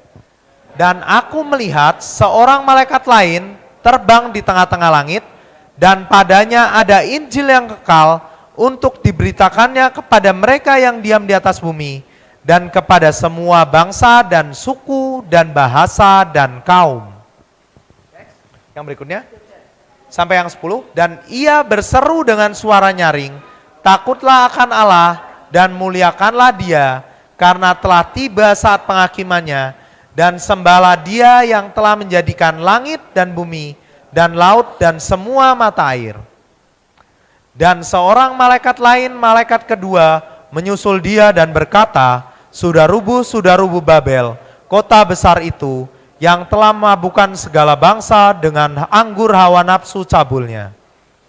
Dan seorang malaikat lain, malaikat ketiga, menyusul mereka dan berkata dengan suara nyaring, jikalau seorang menyembah binatang dan patungnya itu, dan menerima tanda pada dahinya atau pada tangannya, maka ia akan minum dari anggur murka Allah, yang disediakan tanpa campuran dalam cawan murkanya, dan ia akan disiksa dengan api dan belerang, di depan mata malaikat-malaikat kudus, dan di depan mata anak There domba. you have the three angels' messages. Jadi disinilah kita dapati pekabaran 3 malaikat. First, fear God and give glory to Him. Yang pertama ia mengatakan takutlah akan Allah dan berikan kemuliaan padanya. For the hour of His judgment is come. Karena telah tiba saat When is that penghakiman. judgment? Dan kapan itu penghakiman itu tiba? When was that judgment? Kapan penghakiman itu tiba Was it dari yang kita pelajari? 1844? Yaitu 1844. Now we are living in the day of judgment, my friends. Dan sekarang ini kita tiba di hari penghakiman. Second teman-teman. one, Babylon is fallen, is fallen. Dan yang kedua adalah Babel sudah runtuh, sudah rubuh. The last one, do not worship the mark of the beast. Dan yang ketiga adalah jangan sembah itu si binatang. So the Menerima true tanda binatang. church is not just a worldwide church, but it will preach the three angels' messages. Jadi bukan hanya sekedar gereja yang mendunia saja, tetapi ia harus punya pekabaran 3 malaikat ini. Revelation 14 and verse 7. Dan Wahyu 14 ayat 7 dikatakan, Fear God and give glory to him, for his hour of his judgment is come. takutlah akan Allah dan muliakanlah Dia karena telah tiba saat penghakimannya. How do we glorify God? Dan bagaimana kita memuliakan Tuhan? How? Bagaimana? Well, the Bible said in 1 Corinthians 10 verse 31, Alkitab telah mengatakan di 1 Korintus 10 ayat 31, it says, dikatakan, jika engkau makan, atau jika engkau minum, atau jika engkau melakukan sesuatu yang lain, lakukanlah semuanya itu untuk kemuliaan Allah. the next aspect, my dear friends, of a true church is the one that teaches the health message. Dan aspek berikutnya mengenai gereja yang benar haruslah mengajarkan mengenai pekabaran It kesehatan. will teach the health message, my friends, because if you fear God, you must give glory to him whatever you eat or drink. Jadi haruslah mempunyai pekabaran kesehatan karena apabila kita takut akan Tuhan, kita harus memuliakan Dia lewat apa yang kita makan dan apa yang kita minum. Question, Pertanyaan sekarang, did I make this up? apakah saya membuat-buat hal ini? Yes or no? Ya atau tidak? Did I make this up? Apakah saya yang membuat-buat hal ini? No, it's from the Bible. Enggak, ini semua dari You Alkitab. don't see there my name. Dan Anda tidak lihat di sana tertera nama saya You bahkan. look at your Bible, it's all found from the Bible, my Dan friends. Anda baca Alkitab Anda sendiri, itu semua ada di sana. And I challenge you, my friends, open your Bible. Dan saya tantang Anda untuk boleh selidiki And Alkitab look Anda. at what the Bible says about the true church, my friends, and then compare your church if it's following it. Dan perhatikan apa tanda-tanda gereja yang benar dan bandingkanlah dengan gereja Anda. Let's talk about this worldwide church. Mari kita pelajari mengenai gereja yang mendunia ini. There's a worldwide church that is famous now called the Vatican. Dan ada gereja yang mendunia ini yang disebut Vatikan saat ini. The Catholic Church even once said this. Listen to what they said. Bahkan seseorang mengatakan demikian. People, it says, who think that the scripture should be the sole authority should logically become Seventh-day Adventists and keep Saturday holy. Orang Katolik sendiri mengatakan orang-orang yang berpikir bahwa Alkitab harus menjadi otoritas yang tunggal, secara logis atau logika harus menjadi Advent hari ke-7 dan menjaga kesucian Sabtu. That's what the Catholic Church said. Itulah yang dikatakan orang Katolik sendiri. If you want to follow the Bible, go become a Seventh-day Adventist and keep the Sabbath holy. Jadi kalau kamu mau sungguh-sungguh ikut Alkitab, kamu jadi orang Advent saja dan pelihara kekudusan hari Sabat. And in fact, my dear friends, it makes me so amazed, my dear friends, that even this church, the Seventh-day Adventist church, is growing worldwide. Dan bahkan yang membuat saya kagum adalah gereja Advent ini tumbuh secara mendunia juga. It's a worldwide church. Ini dia tumbuh secara mendunia. What does that name Seventh-day Adventist mean? Apa arti nama Advent hari ke-7 itu? The name Seventh-day Adventist, Nama Advent hari ke-7 itu sendiri it has the word Advent, meaning people who are waiting for the second coming of Jesus. punya kata Advent yaitu orang-orang yang menunggu kedatangan Yesus kedua kali. Everyone is doing that. Dan setiap orang juga melakukannya saya rasa But we memang. chose the name Seventh Day because not everyone is waiting for the second coming of Jesus while worshiping in the seventh day Sabbath. Tetapi kenapa juga hari ke-7? Karena mereka juga berbakti di hari ke-7 sementara mereka menunggu kedatangan Tuhan yang kedua So kali. the Seventh-day Adventist Church is a church that works, that waits Jadi sebuah gereja yang menunggu, for the second coming of Jesus while observing and keeping the original day of worship. That is the Sabbath. kedatangan kedua Yesus sambil memelihara hari yang benar, hari peribadatan yang benar. Many people are Adventists but not Seventh-day Adventists. Dan banyak orang Advent tetapi bukan hari ke-7. In fact, I want to tell you this. This is amazing quotation from the Catholic Church. Bahkan saya rindu untuk mengatakan ini adalah sebuah kutipan yang menakjubkan dari gereja Katolik A sendiri. note from the editors of Mary Online. This is what they said. Sebuah catatan dari editor Mary Online. That challenge issued by Rome 100 years ago remains. Either the Catholic Church is right or the Seventh-day Adventists are right. There can be no other choice. Dikatakan tantangan yang dipermasalahkan oleh Roma dari sejak 100 tahun yang lalu, apakah gereja Katolik yang benar ataukah gereja Advent hari ke-7 yang benar? Tidak ada pilihan lain.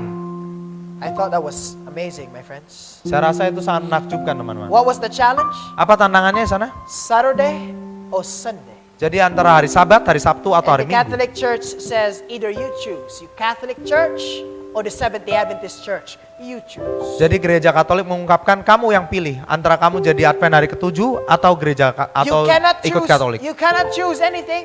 Jadi kita nggak bisa memilih yang lain sebetulnya. Why? Kenapa demikian? Who invented Sunday?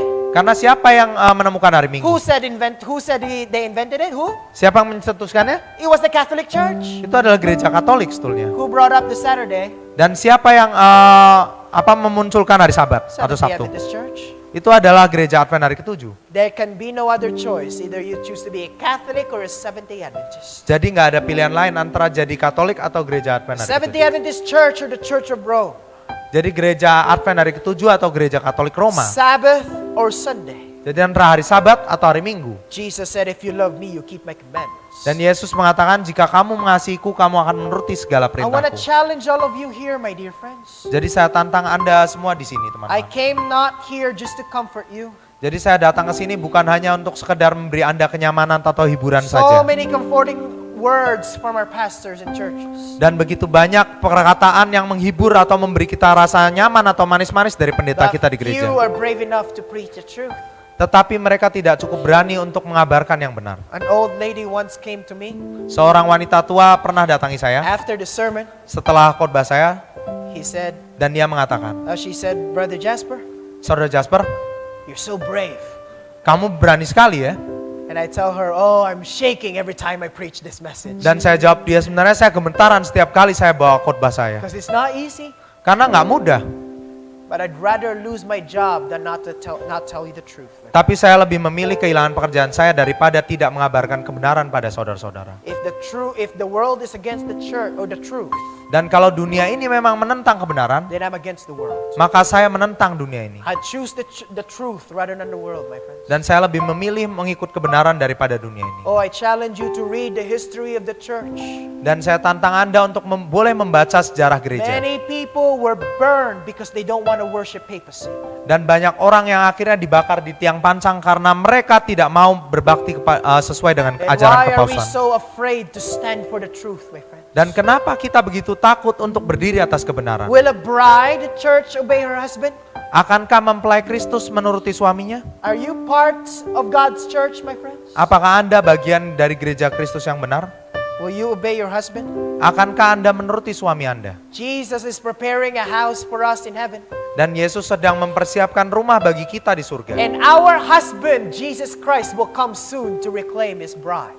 Dan suami kita Yesus Kristus akan segera datang kembali untuk menjemput kekasihnya. But what would the husband feel when he goes out of heaven and he sees the church flirting with someone else? Tapi apa yang terjadi pada saat dia keluar dari surga dan dia dapati mempelainya sedang bermain-main dengan yang lain? What do you think, my friend? Bagaimana menurut dia? I hope when Jesus comes, we'll be found pure.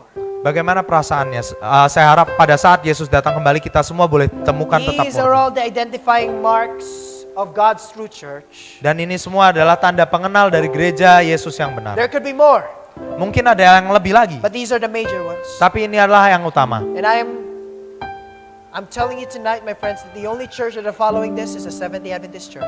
Dan saya katakan dengan terus terang bahwa gereja yang mengabarkan mengenai semuanya ini atau mengikuti semuanya ini adalah gereja Advent And I hari am ke-7. sure with my life at stake that this woman in Revelation chapter 12, the true church, is a representative of the Seventh-day Adventist Church. Dan saya katakan dengan terus terang dengan sepenuh hati saya bahwa gereja yang benar ini atau keturunan yang lain ini adalah gereja Advent hari ke-7. I'm not saying that because we are proud, Dan saya nggak mengatakan ini karena kita berbangga hati, but we are saying that because it's the truth. tapi kami mengatakannya karena ini kebenaran. But my friends, I want to tell you, it doesn't mean that only the Seventh-day Adventists will be saved. Tetapi saya rindu juga untuk mengatakan bukan hanya orang Advent hari ke-7 I'm saja not- yang akan diselamatkan. I'm not saying that. Saya nggak mengatakan hal ini. What I'm just saying is the truth. Yang saya ingin ungkapkan adalah kebenaran I saja. believe that many Seventh-day Adventists will be in hell Saya percaya bahkan banyak umat Advent yang akan masuk ke neraka juga. because it's not enough just to have the name Seventh-day Adventist. Karena nggak cukup hanya pakai logo nama saja Advent hari You ke-7. need to practice the truth. Kita harus mempraktekkan kebenaran itu Many sendiri. people, they have the name Christians, but they are not following Jesus. Dan banyak orang punya label namanya itu Kristen KTP, tetapi mereka nggak mengikuti Yesus. God has a church, my friends. Dan Tuhan punya gereja yang benar di And muka it's bumi not ini. just enough to be part of the church, you must practice the truth that Dan- God has given to the church. Tidaklah cukup hanya menjadi bagian anggota gereja saja, tetapi kita harus mempraktekkan kebenaran yang kita miliki. It's not enough just to be baptized. You must practice the truth. Dan gak cukup saja hanya sekedar dibaptiskan, tetapi kita harus menjalankan kebenaran itu dalam kehidupan God kita. has a church, my friends. Dan Tuhan punya sebuah gereja, teman-teman. And that church is the Seventh-day Adventist Church. Dan gereja itu adalah gereja Advent hari ketujuh. People ask me, what is your religion, Brother Jasper? Dan orang bertanya pada saya, apa agamamu, Saudara Jasper? Oh, this is my religion. Dan inilah agama saya. I know religion will not save me. Dan saya tahu agama gak akan pernah menyelamatkan saya. People say, oh, religion will not save you. Yes, I agree with that. Dan orang mengatakan pada saya, ya agama gak pernah menyelamatkan kamu. Saya setuju juga dengan hal But I itu. tell them the wrong religion will put you in hell. Tetapi yang saya mau ungkapkan adalah agama yang salah akan membawa kita ke neraka. Is that correct? Apakah itu benar? The correct religion will not save you. The church will never save you. Gereja gak akan pernah menyelamatkan kita. But the wrong religion will never save you too. Tetapi agama yang salah juga gak akan pernah menyelamatkan kita juga. It will bring you to hell. Itu akan membawa kita ke neraka. So you have to choose. Jadi kita harus memilih juga.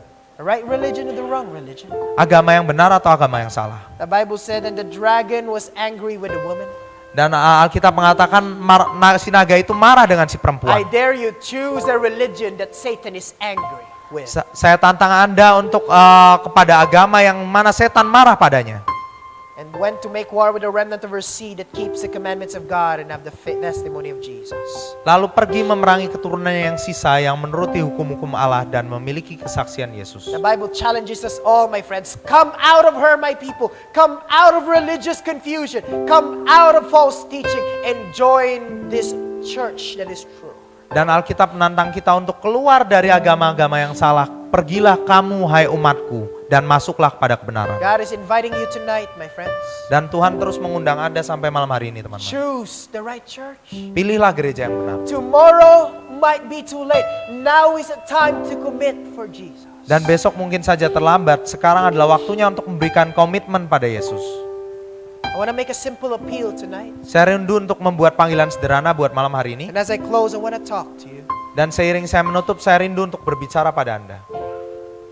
I want to tell you a story. Saya rindu untuk mengisahkan sebuah kisah. There was a true story about this lady. Ada sebuah cerita nyata mengenai seorang wanita And the ini. story was told that he went to a seminar like this and he found out what the true church is. Dia pergi ke seminar seperti ini, akhirnya dia tahu mana gereja yang benar. And the story was told while he was hearing the truth and that she was hearing the truth in that seminar, her heart was pricked and God was telling her, Dan, join the church. dan sementara ia pergi ke seminar, hatinya dilembutkan oleh Tuhan dan ia rindu untuk bergabung dengan She gereja went ini. home and prayed and she said, I want to join the church. Ia lalu pulang ke rumah dan berdoa, lalu ia berkata, saya ingin gabung sama gereja ini. And she decided herself to follow Jesus. Lalu dia memilih atau memutuskan untuk mengikuti Yesus. And she said, I want to be baptized. Dan dia katakan, saya rindu untuk The baptiskan. story was told that the husband knew that she was about to be baptized. Akhirnya suaminya tahu kalau dia mau dibaptiskan. And the husband said, Dan suaminya berkata, are you joining that church? kamu mau gabung sama gereja itu? If you join that church, I'll kill you. Kalau kamu mau gabung sama gereja itu, saya akan bunuh kamu. I'll chop your head off. Saya akan penggal potong kepalamu. The woman said, I must for Jesus. Tetapi wanita itu tetap mengatakan, saya harus lakukan demi I Yesus. must follow the truth. Saya harus tetap ikuti kebenaran. True story, my friends. Ini adalah sebuah cerita nyata, The teman-teman. story was told Saturday came. She's about to be baptized. Akhirnya hari Sabtu datang dan ia hendak The dibaptiskan. pastor was baptizing people. Pendeta sedang membaptiskan orang-orang. She was next in line to be baptized. Lalu ia di antrian berikutnya untuk dibaptiskan. She was about to be baptized. The pastor is raising his hand. Dan saat ia hendak dibaptiskan, pastor sedang ngadain dia, memanggil dia. They saw afar Lalu mereka melihat seseorang di her kejauhan, husband yaitu suaminya, with the big machete in his hand, dengan golok besar di tangannya, running, crying. berlari berteriak menuju ke sana. How many times I told you that if you go and join that church, I'll kill you? Sudah berapa kali saya omongin kamu, kalau kamu mau tetap gabung gereja ini, saya akan bunuh kamu. The husband grabbed her in the arms and said, how many times I told you? Akhirnya suaminya ini memegang pundaknya si wanita ini. Sudah berapa kali saya omongin itu ke kamu. The woman said, I must. Tapi wanita itu tetap bilang, saya harus. For the truth. Saya harus untuk mengikuti kebenaran. You mean to tell me that you're willing to die for this religion? Jadi kamu bermaksud kamu rela mati hanya untuk demi agama ini? I must. For the truth. Saya harus demi kebenaran. You mean to tell me that you're willing to give up your job for this religion? Jadi kamu bermaksud menyerahkan semua pekerjaanmu hanya demi agama ini? Our family? Keluarga kita bahkan? Our marriage for this religion? Bahkan pernikahan kita demi agama ini? I must for the truth. Tapi saya harus lakukan You're demi willing to give kebenaran. up your church for this religion?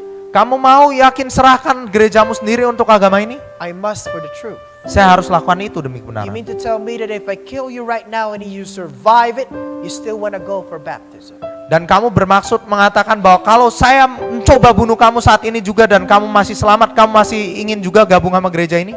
For the truth. Ya demi kebenaran. I'll die for the truth. Saya akan rela mati demi kebenaran ini. And the moment they were talking, my friends, they were arguing. Dan sementara mereka berargumen, And this man, he throw off his machete. orang ini akhirnya melemparkan He goloknya. started to kneel in front of the lady. Dia mulai berlutut di hadapan si wanita He tersebut. started to say something I've never forgot. Dan ia akhirnya mengatakan sesuatu yang saya tidak pernah lupakan. He said, for all my life, Dia katakan sepanjang umur saya, I have been searching for a religion worth dying for. saya mencoba mencari agama yang mana saya layak mati deminya. And the man was baptized. Akhirnya si pria itu pun ikut He dibaptiskan. joined the church. Dia akhirnya ikut bergabung For dengan all gereja. my life, Selama hidup I saya, have been searching for a religion worth dying for. saya mencari sebuah agama yang mana saya layak mati baginya. And I found it. Dan saya telah menemukannya. This church is worth dying for. Dan gereja ini layak saya mati baginya.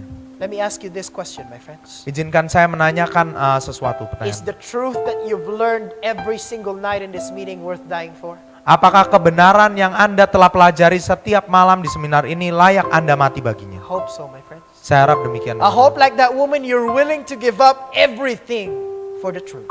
Saya harap seperti wanita itu Anda bersedia mengorbankan semuanya hanya untuk kebenaran. And I challenge you, my friends, if it's the truth, follow it. Dan saya tantang Anda kalau ini memang kebenaran, ikutilah. If the truth, follow it, my friends.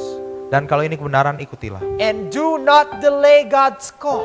Dan jangan pernah tunda-tunda panggilan Tuhan. Tomorrow might be too late. Karena besok mungkin terlambat. Let's read the final verse in Revelation chapter 22, verse 17. Mari kita baca ayat terakhir dari Wahyu 22 ayat 17. Jesus is inviting us all, my friends. Let's read it together. Dan Yesus mengundang kita semua teman-teman. Mari kita baca sama-sama 1, 2, 3. Roh dan pengantin perempuan itu berkata, marilah. Dan barang siapa mendengarnya, hendaklah ia berkata, marilah. Dan barang siapa yang haus, hendaklah ia datang. Dan barang siapa yang mau, hendaklah ia mengambil air kehidupan dengan cuma-cuma. The bride and Jesus is calling you, come. Jadi Yesus dan mempelainya mengundang Anda, Harden datanglah. not your hearts. Jangan keraskan hati Anda. Don't think about the result. Think about Jesus. Jangan pikirkan hasilnya, pikirkan mengenai Yesus. Come. Datanglah. Tonight, we want to extend our invitation to you. Jadi pada malam hari ini saya rindu untuk memperpanjang panggilannya We bagi want to Anda. extend the invitation to you to join the true church Untuk bergabung dengan gereja yang benar. and be baptized in the truth.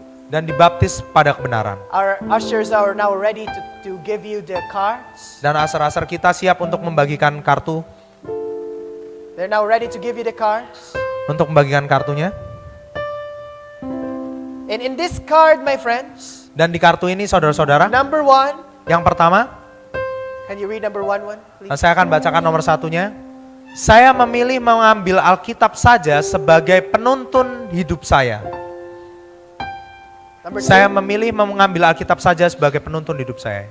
Yang kedua, saya memilih untuk keluar dari Babel dengan semua penyembahan palsunya dan masuk ke dalam satu iman Yesus. number 3, Yang ketiga, saya ingin menjadi bagian dari gereja Tuhan yang sisa. if you have decided to follow the truth and follow the church and be baptized in the Seventh-day Adventist Church, if you're willing, check that box, my friends. Dan kalau Anda bersedia untuk mengikuti kebenaran dan dibaptiskan menjadi anggota Advent hari ke-7, Anda bisa checklist kotak itu. If you want to be baptized or rebaptized, check that box. Dan kalau Anda ingin dibaptis atau dibaptis ulang, Anda bisa cek kotak yang And terakhir. please do not forget to write your name.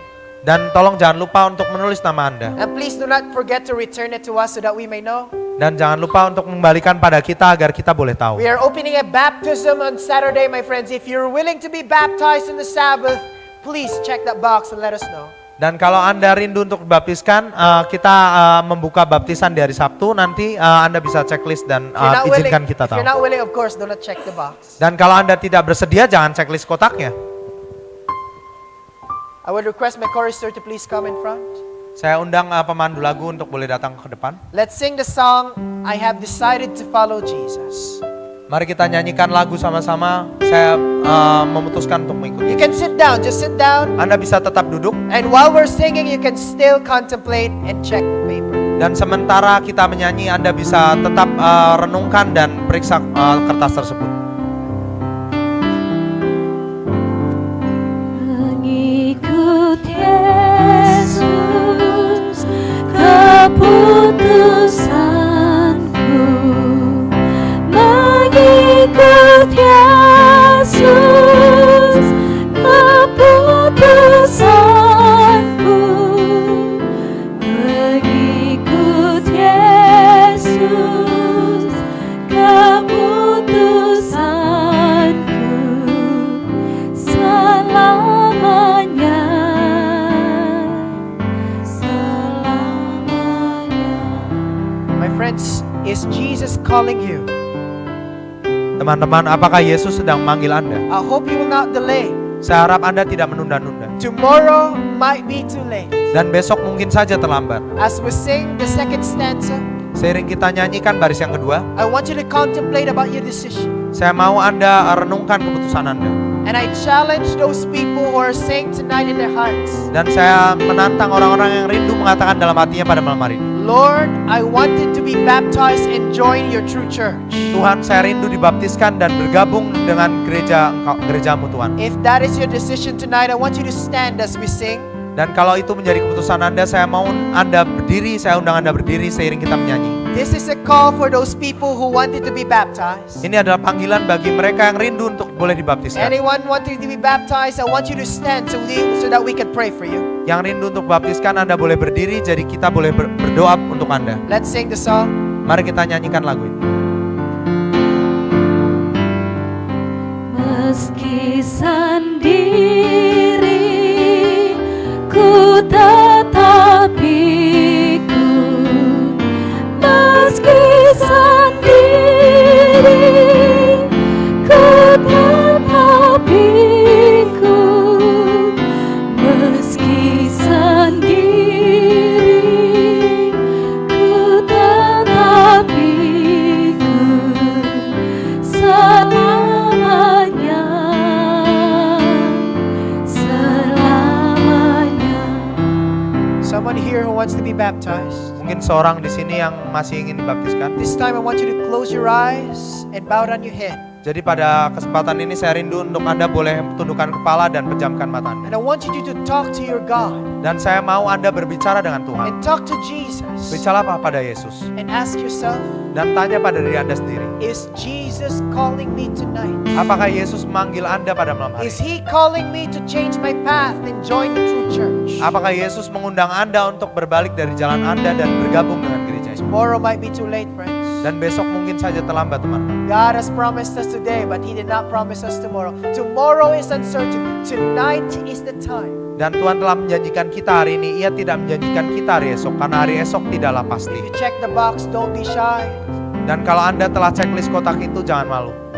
If you check the box for baptism, I want you to stand up as we sing. This is the last stanza. Dan kalau Anda memang ngechecklist kotak itu, jangan takut, mari kita nyanyikan baris ini. If you want to be baptized, Kalau Anda memang ingin say, baptiskan, Lord, I want to join this church. dan Anda berkata, saya rindu bergabung dengan God gereja, is calling you. dan Tuhan memanggil Anda, Let's sing the song. mari kita nyanyikan lagu ini. Maukah engkau mengikut Yesus? Maukah engkau mengikut Yesus? Maukah engkau mengikut Yesus? Selamanya,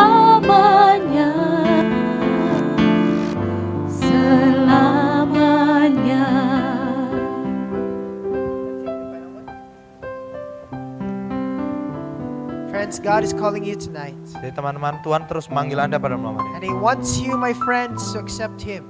Dan Ia rindu untuk Anda boleh menerima. And I pray for those people who stood up.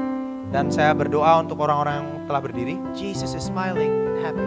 Dan Yesus sedang tersenyum dan berbahagia. And for those people who are still sitting down, Tetapi bagi mereka yang masih duduk, and you know that you should stand up, dan Anda tahu bahwa Anda perlu untuk berdiri, I hope God will not give you rest until you become one with Jesus. saya harap Tuhan tidak akan pernah memberikan Anda istirahat sampai Anda menjadi satu dengan I Yesus. pray that God will never give you sleep tonight until you become one with Him. Saya berdoa sekiranya Tuhan tidak memberikan Anda tidur sampai Anda menjadi satu dengan Dia. I hope you'll become one with Jesus. Saya harap Anda boleh menjadi satu dengan Yesus. As I pray, God is still opening the line. If you want to stand up, go stand up. Dan saat saya berdoa, Tuhan masih membuka antriannya. Do not delay, my friends. Jangan tunda-tunda terus kesempatan ini. Let us pray. Mari kita berdoa.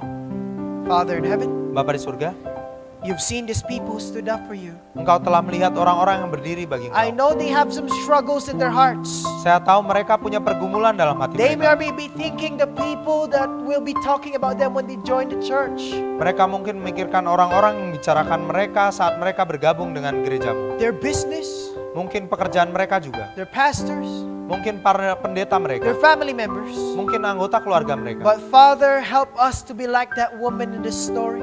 Tapi Bapa bantu kami untuk menjadi seperti wanita dalam cerita itu. To stand for the truth no matter what. Untuk berani berdiri atas apa yang benar, tidak peduli apapun hasilnya. Bless our commitments, Lord. Berkati komitmen kami pada malam hari ini ya Tuhan. Help not Satan to take away the commitments away from us. Bantu kami agar setan tidak menyingkirkan komitmen itu dari diri kami. Father, we commit ourselves tonight to you. Bapa, kami putuskan diri kami untuk mengikut Engkau pada malam hari ini. Tomorrow might be too late. Karena besok mungkin saja terlambat. Bless the people stood up.